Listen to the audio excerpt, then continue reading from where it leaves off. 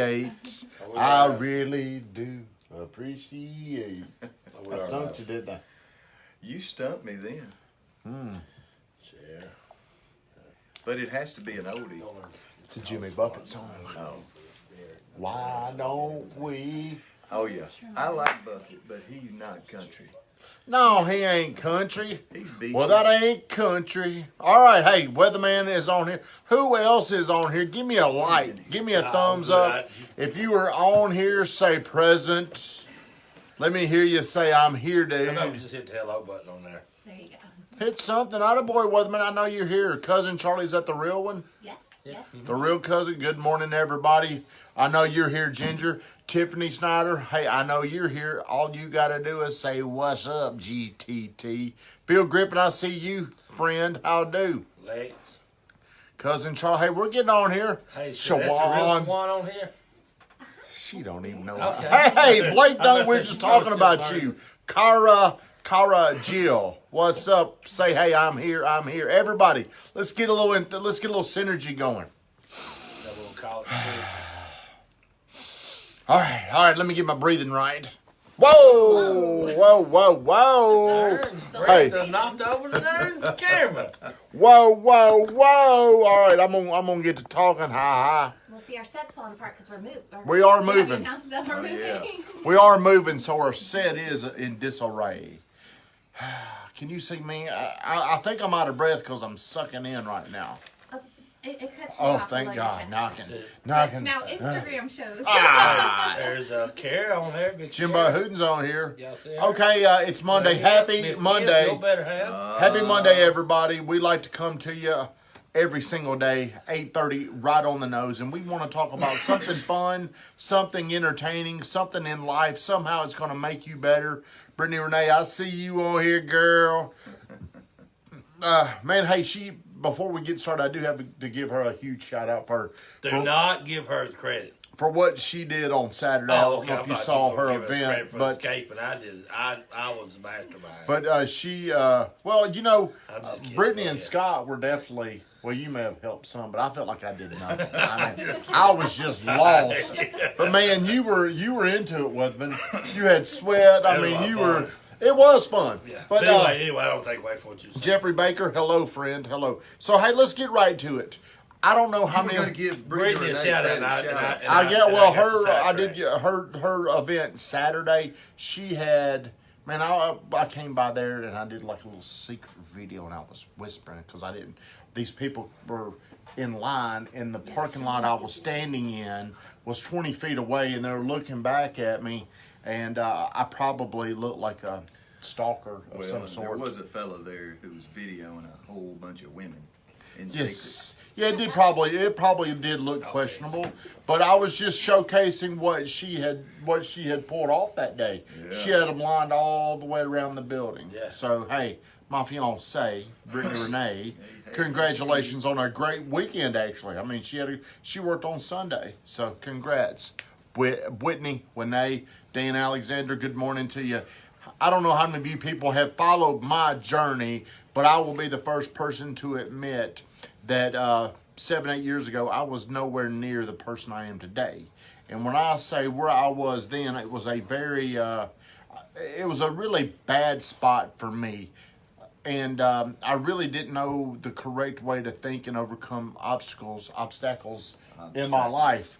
I had very little to no bounce back. And what I mean by that is if something didn't go my way, it really threw me off course for days, weeks, maybe longer.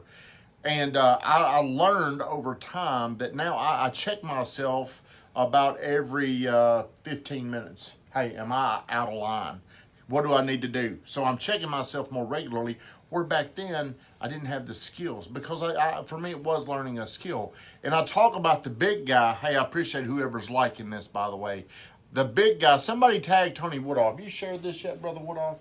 You know, Because I do want you to get a lot of credit for helping reshape, rewire the way I think about myself. It was not easy. We had a lot of conversations where I reached out to you, and you were probably annoyed. I'd just come over and make you talk to me for hours at a time. Because I needed him to get in there. He had to get under my hood and put the wires where they needed to go. Yeah. I couldn't do it by myself. So what we're going to talk about is helping you discover the real you. Do you feel like you had, and Woodall be able to answer this, do you feel like you had a tremendous amount of fear and insecurities at the time? In my life, No, with him, when you were talking with him. yeah. But I mean, most of us do. Sure. You know, I mean, we've all got a spot somebody can touch, and Sure. we start bleeding right away. So, But I still deal with those today. I mean, I think we all, like you said it perfectly. We yeah, all do, though. it's a journey. Well, where do you start, Brother Woodall? If you want to help find who you're supposed to be, where does it even start? Well, I'd love to say it starts with we hear a good speaker or read a great book, and they talk about our phenomenal potential that's in front of us, and we just take off from there. But most of the time, that doesn't get it for us, and we hang around till enough pain hits.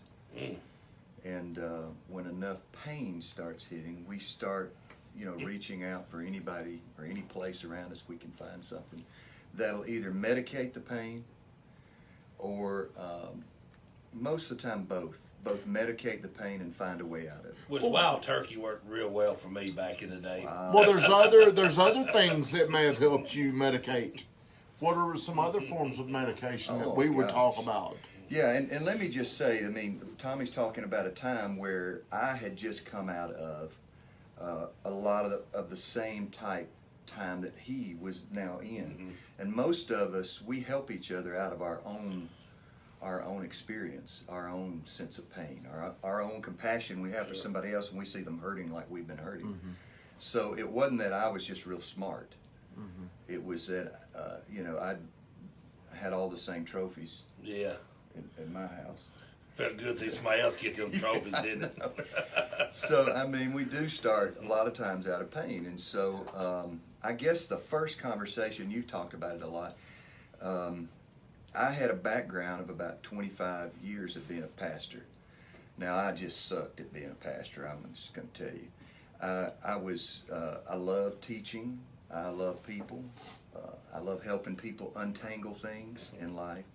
But I do not like, babysitting a bunch of overfed sheep sitting around complaining about the color of baptistry curtains or who's sitting in their pew this Sunday. So wasn't very compassionate about that kind of stuff. But he does have, coming from a ministry background myself, not as strong as him, he does have a pastoral type of spirit, which means he's very humble and he's very lenient to listen to what your problems are. Yeah. That's a pastoral type of spirit because they really put all their feelings aside and say, hey, what's going on? Let me Kristen Beard, good morning. Hey, thank you for the comment, Blake. They're going kind of fast right now. So I want people to know this. I remember having very heartfelt, what is the word when you're speaking from the heart? Heartfelt? Heartfelt conversations with Tony, and really to just give you a clear picture. It was a relationship problem that had bled over into a financial problem, which had bled over to every other. I mean, it was the one thing that kind of caused me to really struggle. And I think it's very, very common whenever you're seeking counsel, when you're seeking somebody, no matter what they tell you, I probably was very resistant. You would tell me something, and I would find a way to always blame. I became the victim. I was a little bit of a victim, blaming her. Damn it, all this stuff I did for her, can you believe that? She's out here doing this. Hey, she didn't come home. I mean, think about when most people are going through this. What do you usually hear? Just say about that one comment. It's so true of all of us. Yeah. Anytime we repeat back to somebody all the stuff we've done for them, it actually wasn't a gift we gave them. So we wanted something in When back we're keeping score, it is manipulation. It's not a gift. 'Cause we Well, want something back. and I do it all the yeah, time. full disclosure, I'm not saying I was doing it. I mean, at that time, it was all for me. I mean, we're doing this. I was doing this to manipulate, and it's probably things that I still battle, where I want to say, hey, I'm doing this for you, but if I can say that, it's obvious I'm doing it for me too. There's probably two things to answer your question that when somebody's going through a hard time that they really have to understand. One of them is something my mother told me one time. I had this necklace, and it wasn't mine, and it was a friend's, but it had gotten all tangled up in knots. And I was pulling on it, trying to get it out. And the more I pulled on it, the worse it got. My mother said, if you'll just set it down over there on a dresser, something that's kind of smooth and slick, and leave it alone, the vibration of the earth will just shake it over a few days, and it'll loosen up, and then you can pull it right out. And one of the things that taught me was, you got to get your hands off of what it is. I mean, we're such control freaks that we think we can fix it, when we're the ones who actually created the problem to start with. You don't hand a guy a shovel to dig himself out of a hole he dug to get in to start with. He can't get out. So I'm usually blind when I'm in a spot like that, and I need to reach out to somebody, anybody else who can get a picture of it. The other thing is the whole idea that you mentioned a few weeks ago when I was watching here about a tree. You know, right now, every tree you can see out there is alive. They're all green. Yep. Well, sometime in October, every leaf on that tree is going to fall off. And so the question becomes for the next 3 or 4 months, just because those trees are out there with no leaves on them, does that mean they're dead? I mean, if we come to the conclusion... Hey, the Big Show's here. We're calling her the Big Show now. Big Show. The Big Show. Better than If we come to a conclusion about the healthiness of trees in the dead of winter, we'll cut every one of them down because we think they're dead. But if you'll just hang tight long enough, you'll start budding again. I mean, those trees are full of leaves. They're just all hidden on the inside. Well, give us an example of what it looks like when people think, or maybe they think themselves, they're dead. Not literally dead, but in the spirit or in their confidence. What is it? Give us an example of what that may look like. Well, I mean, you go through depression. Most of us, even if we don't have clinical depression, just because of the way our culture is, we keep a low-grade depression most of the time. It's just you can still work, you can still function, you can still be in a relationship. It's like a low-grade fever. You'll go to work, but you don't feel right. But if you have that low-grade depression or fever long enough, you begin to think that's your new norm. And so instead of doing something about it, you just hang with it for a long time, just as long as it'll run, instead of addressing those issues. And that's not good for you. One thing that I have really discovered from study of great people who have a lot of money, I'm talking like a whole lot of money, a lot of success, they've got everything, they're still very open about how insecure they are.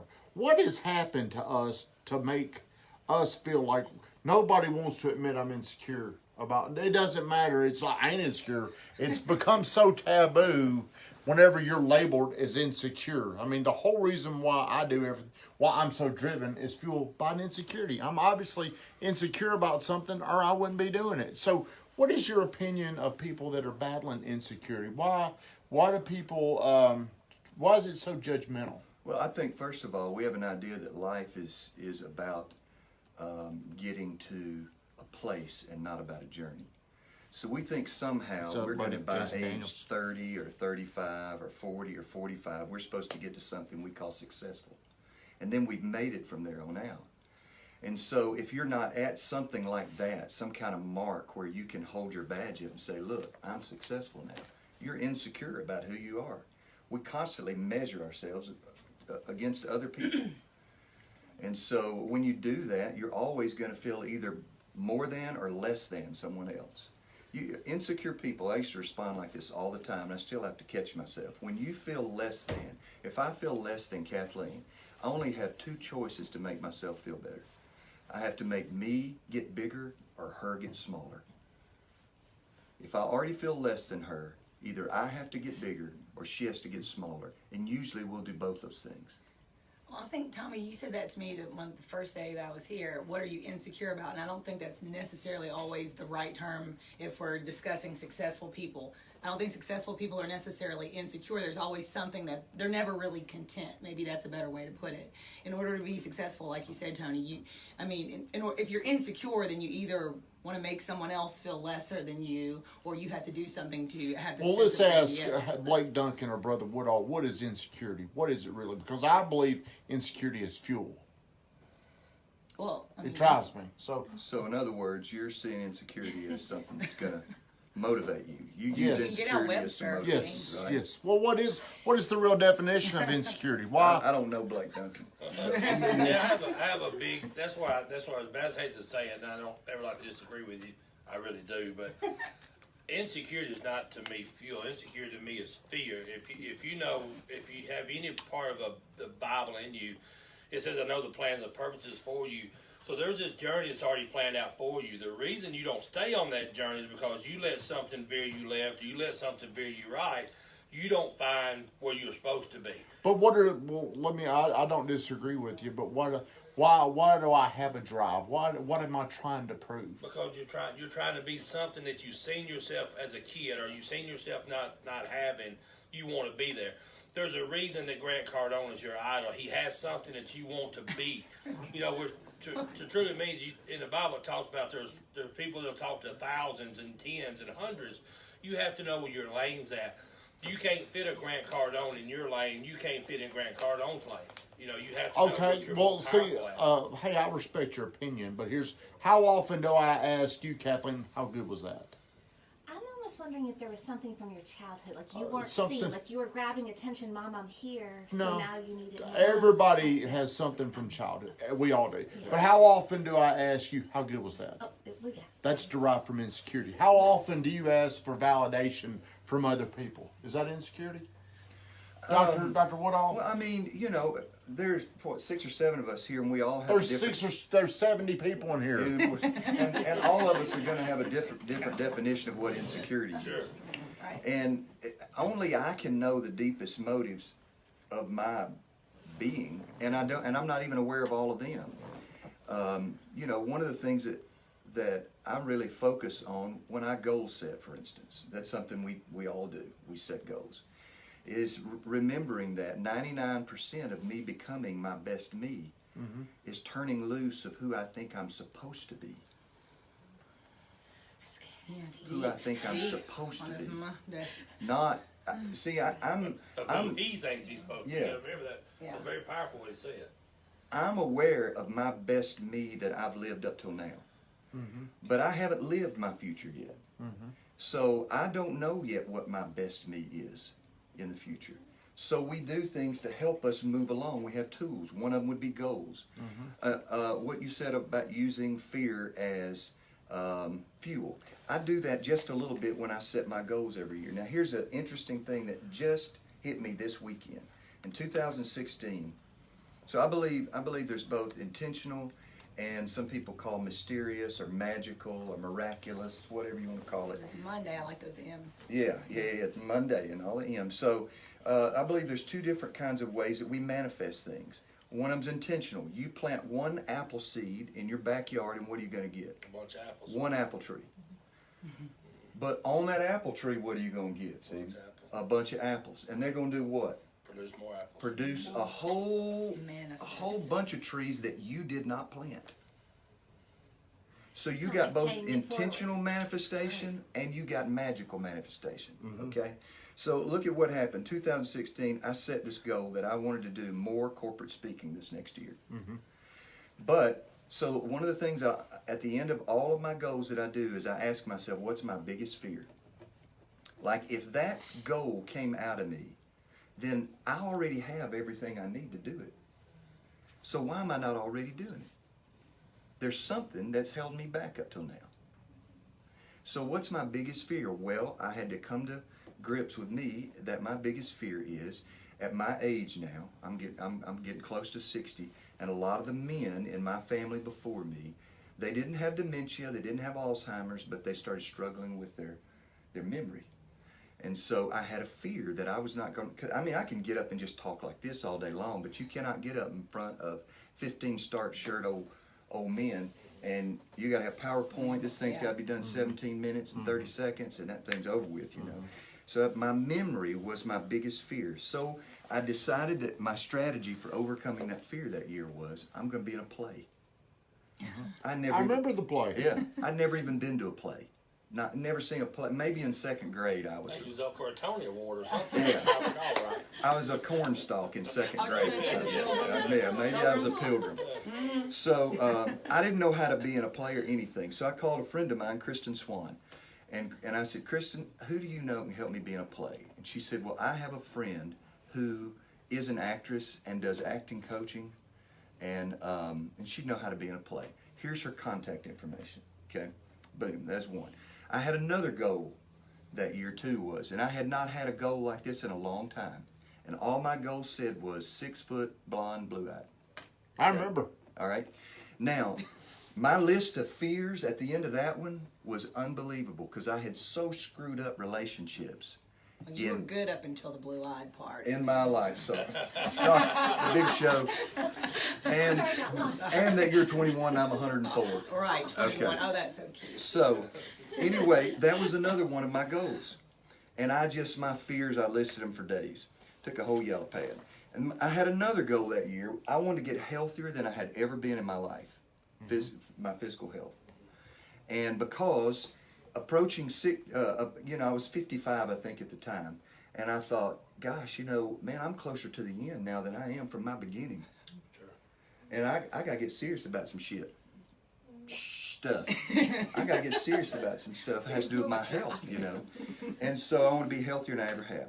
So I started on the thing that was going to be easiest for me, which was I'm gonna be in a play. So I emailed this lady, and I said, I want to be in a play. I got your name from a friend of yours. Do you think that you could meet me? I'd buy you a cup of coffee if you could meet me for 30 minutes. Well, I get this response back. I don't have anything available for 3 weeks. I'm like, well, she must not know who I am. I mean, good God almighty, 3 weeks, it's a cup of coffee, And so, and come to find out later, she was sitting over there going, this week? He must not know who I am. Good. Or maybe she knew who you were. She might have known who I was. Touche, Tommy. So I met her in 3 weeks for a cup of coffee, and when she walked in, I was like, whoa. I drew you on my notepad Yes. a year ago. Where's my list of goals? Where's my 6 foot 6 blue eye? foot, blonde hair, blue eye, right there. Oh my God, get focused, Tony. You got to be in a play. So she told me how to be in a play.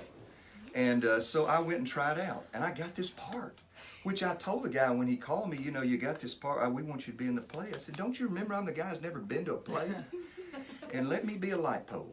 And the guy said, no, you'll be fine. So I'm in this play, and she's coaching me through this play. Well, it turns out that she is now my wife. Okay? It's crazy. It's crazy, isn't it? And so I intentionally planted the seed of the play to address my fear, and I got back out of it. I'm not afraid. I'm not worried about my memory now. Right. But secondly, magically, I got out of it this 6 foot, blonde hair, blue eyed that I didn't even know had anything to do with that one. So then after I meet her, I find out that she's got this weird thing she does called yoga. So, she goes in this room by herself, comes out 2 hours later, she looks like somebody beat the hell out of her, like she beat the hell out of somebody else. It's crazy. And now I am 5.5 months into 5 days a week of my own yoga practice, and I am healthier than I have ever been, which was another goal on my 2016 goals. Now, I'm telling you that to tell you this. We know some of what we need to do, but there's a whole lot of our best us that we don't know about yet. And we got to leave space for us to become who we're supposed to be and not already have our mind made up who we're supposed to be. Or we will miss so much of what our life is. You mentioned a while ago that successful people. Simon Sinek's book, we've all probably read Why. Everybody doesn't have the same why. If I said, y'all think Mother Teresa was a successful person? Is there probably, if you said the 10 most well-known people on the planet, of people who are alive right now, Mother Teresa's one of them. Well, she didn't have a dime to her name. But she is known, I listen to Grant Cardone all the time. I guarantee you Grant Cardone wishes he was as known as Mother Teresa is. And so everybody's why is not the same. Some people's why is money. That's fine. They may be big givers. They may think their why is money because they want to get a lot. But it may be that their real why in money is about how much they're going to give, and they don't even know it yet. So it is turning loose of who we think we're supposed to be is probably the hardest thing we do on a daily basis. You know, it's amazing you said something. Even when you get this part, even that you had this fear of being in a play, you get the part, your first response is, do you not remember I told you I've never been in a play? So a lot of times, we still, even though somebody else sees something in us, we still have a hard time of accepting that greatness that's within us, even when somebody else tells us. Yeah. That idea came from a little book I read, and I don't even know if it's in print now, by a guy named Mark Allen called The Millionaire Course. And it was at Hastings on the dollar table. And I was living in an abandoned church building at the time here in town, had lost everything, didn't have a vehicle, nothing, rode a bicycle all over town. It was ridiculous. You knew me then. And I rode my bike over there one day, and on that dollar table was this Millionaire Course. It's kind of a trick title. Because what he does in this little book is shows you how wealthy you already are. Well, so much of what we do that keeps us in the same cycle is we're only focused on what we don't have.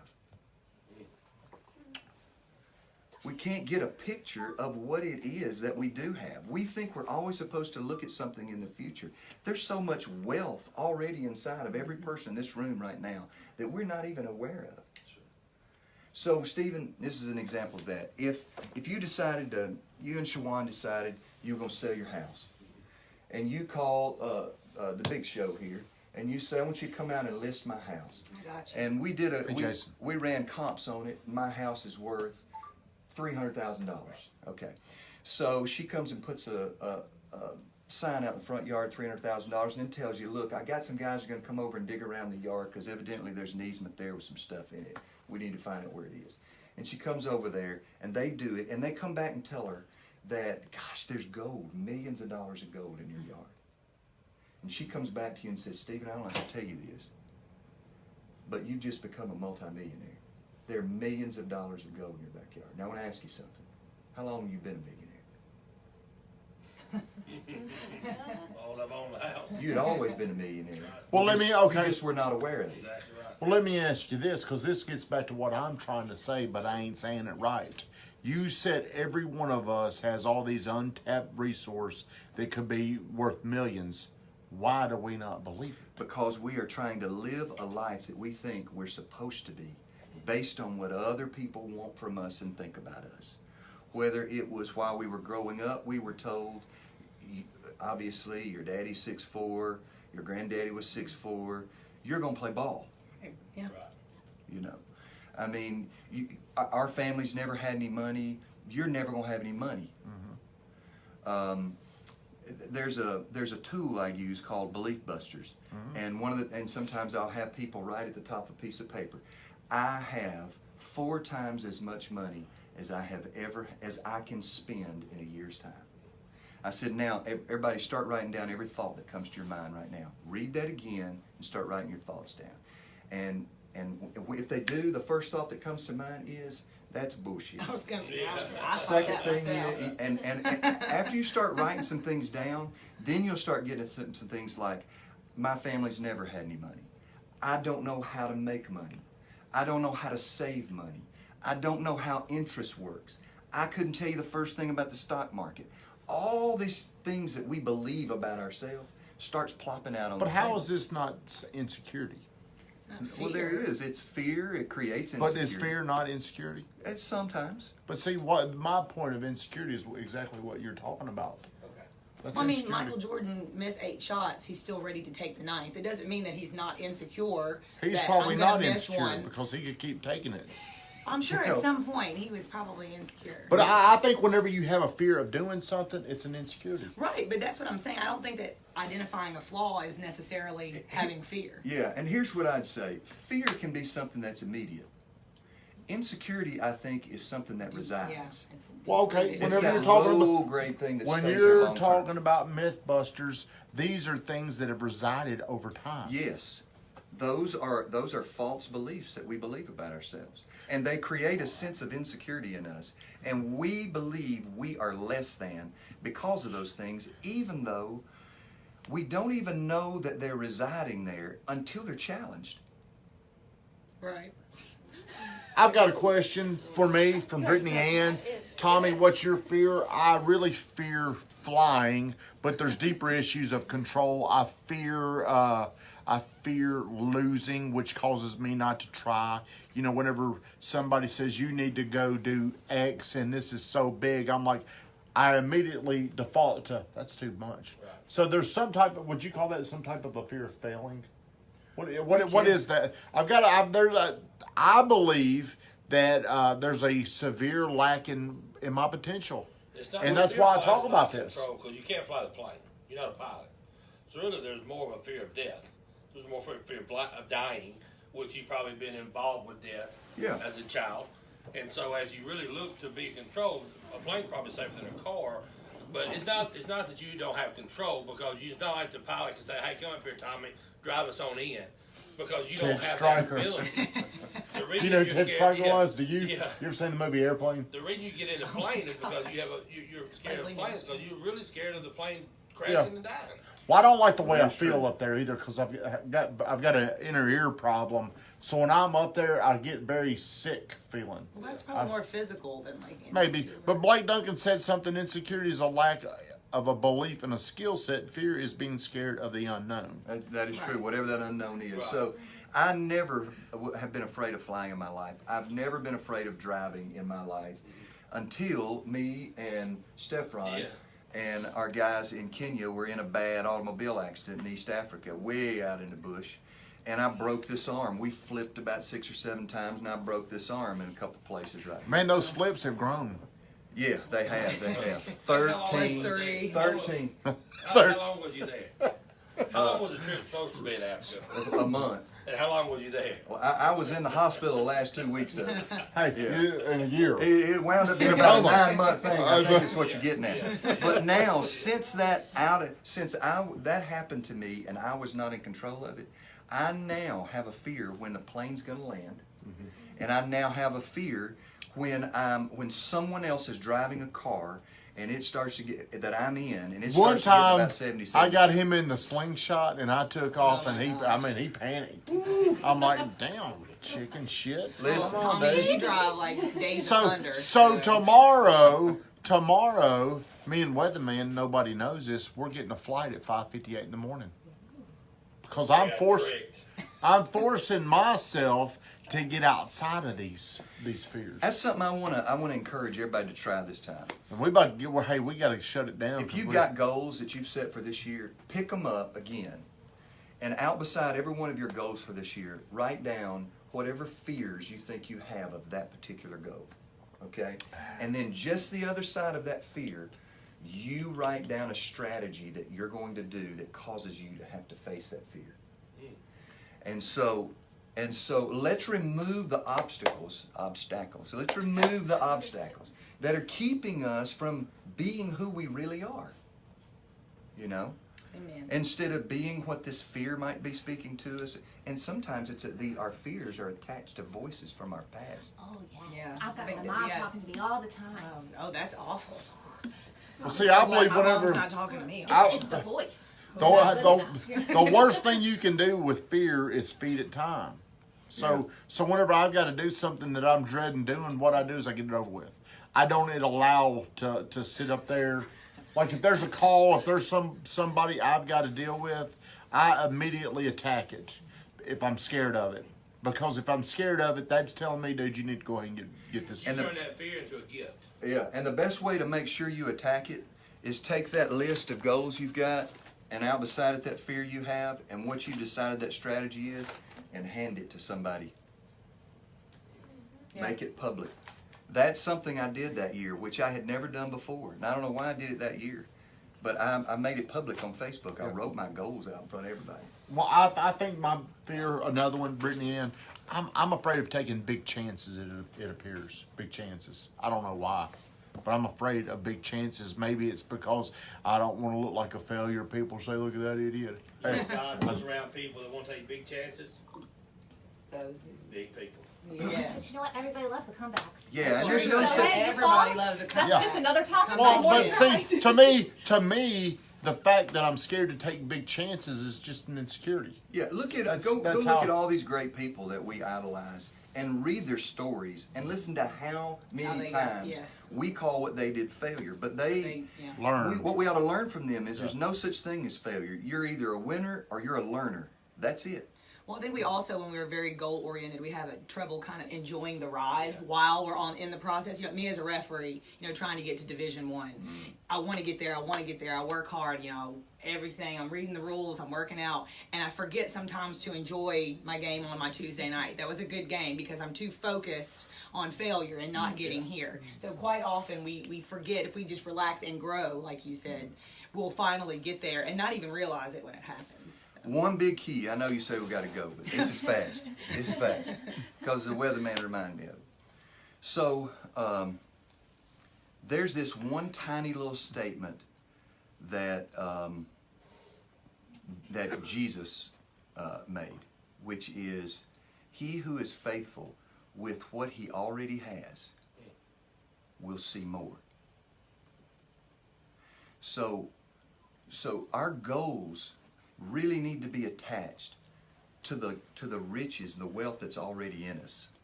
If we'll look at what's there and begin to take care of it. Now, I heard you say this one time when you were talking to people, real estate agents and other people, about leaving and going. They're going to do something more, going to do something bigger, make a big change, go from this place to that place. You said, sit still and get better at what you're doing.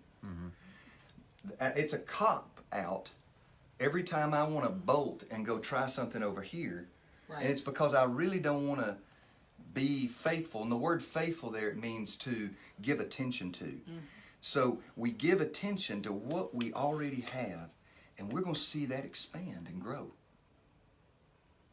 If you say, well, I don't have the income he has. I can't borrow money to make that happen. I don't have the resources for that dream. BS. If that's your dream, the resources are in you. Give attention to what you presently have and watch that thing begin to happen. Blake Duncan, he was commenting on my fear of trying something big, and this is what he said, and I'm going to ask your opinion of this. He said, "Wrong, GTT." This is the Tony Woodall show, but today it's a lack of knowledge about what you want to accomplish. The more you know, the less of a risk it is to you. Now, here's where I struggle about thinking big. 3 years ago, I had a desired income amount to me per month.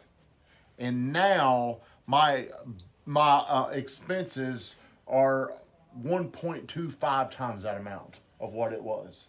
I mean, so to me, after going through, say what? That's good math. I was just impressed. Well, I just know the number that I wanted to, and now I'm looking at what these expenses are. And I don't know if I would say it's a lack of knowledge, Blake, because I'm just trying to make sense about, one time, this was my goal. This was all the money I thought I would ever want to make in a month. Time. Well, this is where it used to be. The goal back then was to get to this amount. And now my expenses are quite a bit more than what that goal was. Which showed me you undershot your goal. Back then, yeah, of course I did. Of course I did. But that's what he could imagine at the time. Yeah. That's Yeah. right. But I mean, But what did John Floyd say last week on your show? He said, if I had known then what I know now, Yeah. I'd have bought more property at Evergreen Farms, and there'd have been over 4,000 homes over there. Yeah, that's right. So we basically dream what we can imagine. Yep. And I've had to buy what I know. I mean, I spend a lot of money every year on investing in myself. Like what you're saying. Back then, 3 years ago, you're exactly right, Stephen. I thought 3 years ago, if I could ever make that much money a month, I'd be set. And now I'm looking back, and these things have accrued. I'm still thinking too small, but I don't know. I mean, I feel like it's a fear. It's an insecurity of risking so much. I mean, one of these days, I'm going to look up, and it's $100,000 a month that I've got to account for. Yeah. To me, that's some scary stuff. Scary. Hey, Brother Woodall, it has been a pleasure, And when as you've been sitting here, I have thought about you coming back over and over again because I make it no secret that you were one of the most influential people in me thinking different, thinking on more about an internal belief in myself. And I believe what you taught me is what real internal belief is how I define if Internal it's confidence. so anytime I need something outside of my internal belief, I believe it's an insecurity. If I need if I need anything outside of me, I'm like, that's an insecurity. So what I'm asking is if you would come back on here. Hey, Big Country. Sean Hankinson's on here. Called you Big Country. But I think a lot of people really struggle with relationships. It causes a lot of pain. They struggle with money. They struggle with their job. And you've got a unique skill set because of your history to help people think, to bring more awareness. So I'd love for you to come back on here. I think we ought to start a podcast and call it Mythbusters, where we're talking about this. There is a show called Mythbusters, so I starting- don't know how that goes with on that television, people. isn't it? Yeah. That's a television show. Yeah. We're starting a a podcast about Giant moth living in self-improvement. this building. So Mythbuster. everybody, please share this stream out. It may help somebody. Don't do it if you won't do it for you. Do it for me, or do it for somebody else that needs to hear Brother Woodall. He needs to come back on here more often, so people can get their insides right. Brother Woodall, thank you, man. Hey, I'm trying to get my insides right too. Have a great day.